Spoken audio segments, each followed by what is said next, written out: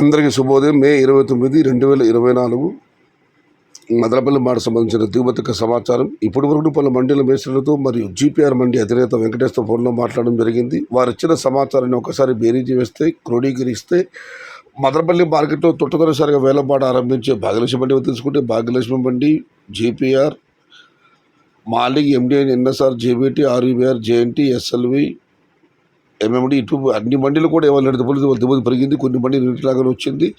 అన్ని మండీలు కూడా కేవీఆర్ మండీతో సహా అన్ని మండీ దిగుమతి పెరిగింది. ఇంకా అటువైపు తీసుకుంటే TVS, AMS, Mohan Reddy, KA, కేజెన్, ఎస్ఎంబి, జేకే, ఐవి ఇటువైపు తీసుకున్నా కూడా అన్ని మండీల నుంచి వస్తున్న ఒకే ఒక సమాచారం నిన్నటితో పోలిస్తే వాళ్ళ దిగుమతి పెరిగింది. ఇంకా డౌన్ పాతాళంలో కూడా ఎస్బిటి, ఎన్ఆర్, ఎల్ఎస్కే, సిద్ధమ్మ, శంకర ఈ మండీల్లో తీసుకుంటే కూడా నిన్నటితో పోలిస్తే దిగుమతి పెరిగి మొత్తం మీద చూస్తే వాళ్ళ మదనపల్లి మార్కెట్లో ఈ పక్క ఆ పక్క డౌన్ పాతాళం అని తేడా లేకుండా అన్ని చోట్ల కూడా వాళ్ళ దిగుమతి పెరిగింది. ఎందుకంటే బాగా పెరిగింది.